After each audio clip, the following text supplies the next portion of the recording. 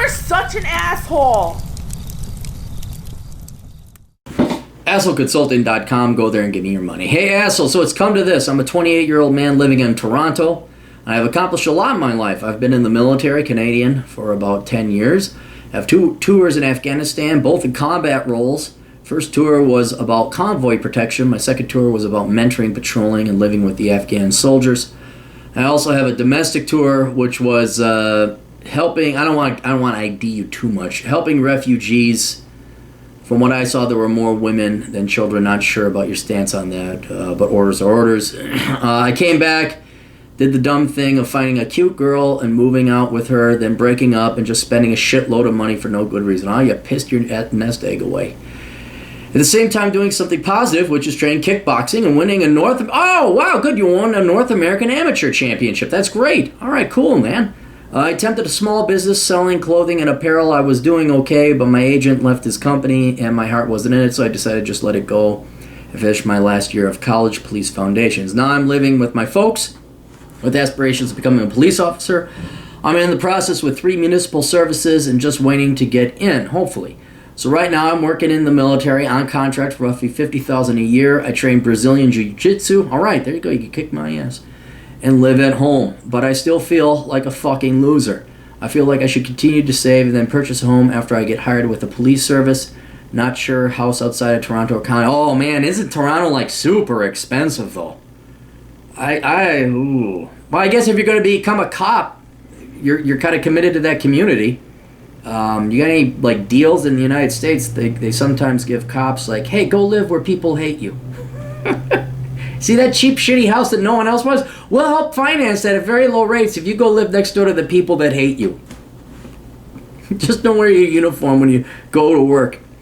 Anyways, man, I feel like a loser. I'm still living at home. I guess I respect experience, and I'm basically asking you what to do. What would you do if you were in my shoes? I'm a good-looking guy, have a car, which is a so-so car, but I only have around $18,000 saved up. So you're 28, and instead of like every other 28-year-old that's $18,000 in debt, you have a positive $18,000 saved up. Yeah, I fucked up my money game after I got back from overseas. Yeah, dude, you're being way too hard on yourself. Just wanted to yeah, you make good money as a cop. Shipped out, bought your book. Okay, cool. Yeah, dude, I am not, I think the number one thing that's bothering you is that you're living at home. I'm not worried or philosophically against living at home if you're transitioning. Like, for example, one of the funniest things, just to show you how the media is just a bunch of liars and they have an agenda. When this whole thing was going on with Roosh V, they had pictures of him going in and out of his folks' house. And like, oh, basement dweller still lives at home. It's like, no, the dude doesn't have a home. He travels around the world. That's his job. He happened to come back home and visit his folks for a month before he went on to do other things. So I'm certainly not against, like, you obviously put forth the effort. Obviously, you've gone above and beyond the call of duty. You're not your typical millennial cunt that, like, goes and majors in some wimp dickery studies, then comes back home because he can't find a job and has mom and dad pay for shit. And that's the other thing, is they don't have a plan except, like, mooch off of parents as long as possible, and hopefully the economy turn around. People will see me for my art history genius. I deserve 6 figures, man. No, you have a plan. Not only did you kick ass and go forth and try entrepreneurship and get your ass shot at, you are now back at home waiting to become a cop, and then maybe you want to buy a house. So, no, that's all right until you find out you have a job. This is all very logical. This only makes sense. I mean, shit, talk to your dad. Hey, Dad, am I a loser? Your dad give you one eyebrow raise like, are you fucking joking me, son? So I don't think you're mooching off of your parents. I don't think you're a loser. I don't think you have anything to be ashamed of. It's, I mean, if you feel guilty about it, I mean, if this logical thought process doesn't absolve that guilt or make you feel, well, throw your folks a couple $100 for rent. Okay, you could afford it. That thing, everything's equitable and fair. You're not a mooch. And, maybe do the dishes or go get some groceries if you want. But you are so far away from the stereotypical person who's 28 and lives at home because of your previous accomplishments and the fact you aren't lying around and you're going to go and accomplish more. You have a game plan. So this is just normal, dude. Absolutely not. I would not feel bad about you. You're not a loser. And I can tell you that all I want.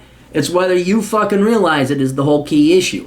So like I kind of gave you a way to get rid of that by paying for shit. But if you could step back and realize, no. I mean, compare yourself to the stereotypical loser who stays at home, mooches off of their parents, has no fucking goals or life, and is a lazy fuck.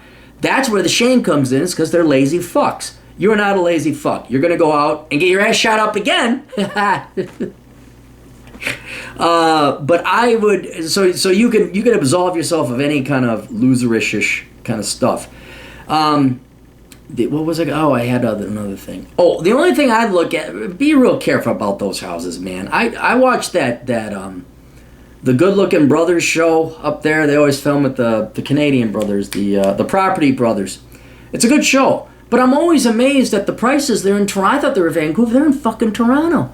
And here's this dog shack, and the dog shit still left in there. Unrenovated, it's $500,000. But with another $200,000, we could clean up the shit, and its market value go up to $800,000 because it's a dog shitless shit house. I'd really look. I mean, that in Melbourne, or Melbourne, as they say down in Oz. Man, look at price to rents before you start buying property in Toronto. And even I'd be talking to your folks saying, hey, you mind if I crash here a little bit, and you build up yourself a down payment. That's if you want to get a house or a condo. So I'd do some, maybe you could hire asshole consulting to do the financial economic analysis. But yeah, that's just one thing I'd look out for. See if you can rent dirt cheap from a buddy's like couch. We'll talk about price to rents later, but no one paid me for that. Anyway.